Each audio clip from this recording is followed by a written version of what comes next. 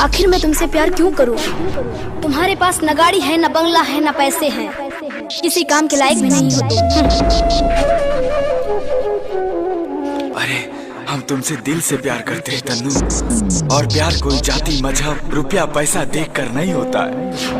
केवल प्यार से पेट नहीं भरता है गुंजन, अगर पैसे हो तो दुनिया में हर खुशी खरीदी जा सकती है। तेरी तिजोरी का सोना नहीं है ये, दिल है दिल, कोई खिलावा नहीं। डीजे नीरज बाबू, पहाड़पुर गद्यानी। मायरे पगल रोजा ले हमारा रे सपना में, मायरे पगल रोजा ले हमारा रे सपना में। हम तुझसे बहुत प्यार करेलू। का कहला हो? तुमसे प्यार ना करेलू प्यार और हम तोहरा से? तोहर दिमाग खराब आका? तोहरा जैसी लड़का के ये सबसे बड़ा प्रॉब्लम होला। कहां दो बेर हंस के बात का कर लेवे, सर पर प्यार के भूत सवार हो जाला। काजल, हाथ छोड़ हमार। हमसे ज्यादा प्यार तो के केहू नहीं के कर सकत। हम कहता नहीं, हाथ छोड़ हमार। काजल, हम तो के बहुत खुश रखे। हाथ छोड़ हमार। धोई के हाथ ले जाले बैठी रंग समसाना में, धोई के हाथ ले जाले बैठी रंग समसाना में।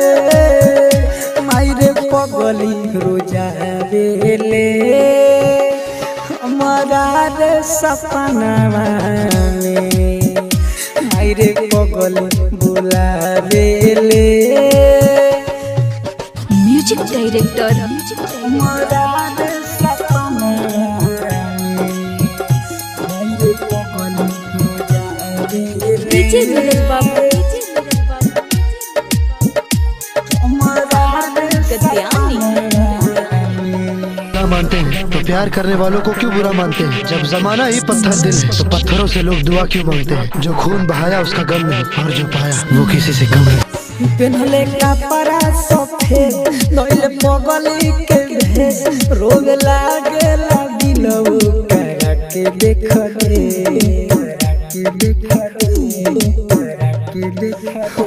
पेन्हले कपड़ा सफेद धइले पगली के भेष, रोग लागे दिलौ करा के देख दे। ई जुदाई न सहाय हमसे, जहर दे दे धके खाना में। ई जुदाई न सहाय हमसे, जहर दे दे धके खाना में। मायरे पगली रोजा ले हमारा रे सपना में, मायरे पगल बुलावे ले। म्यूजिक डायरेक्टर हमारा रे सपना में, मायरे पगल डीजे नीरज बाबू, पहाड़पुर गद्यानी। सुन भीम अकेला दर्द दिल में उठेला, मन लागे न कर बिना, मन लागे। हम किसी दूसरे की अमानत है। नहीं, तुम सिर्फ मेरी हो और किसी की नहीं हो सकती। हम दोनों के बीच अगर कोई आया तो समझो वो मर गया। सुनो भीम अकेला दर्द दिल में उठेला, मन लागे न कर बिना। सुनो चंदन दिलीप फसारी लगाई जाके अमाने, सुनो चंदन दिलीप फसारी लगाई जाके अमाने। मायरे हमरा के छोरी दे। ज्यादा प्यार तो के केहू नहीं के कर सकत। हम कहता नहीं, हाथ छोड़ हमार। काजल, हम तो के बहुत खुश रखे। हाथ छोड़ हमार। जाई पगली के संग में, माई हमारा के छोरी।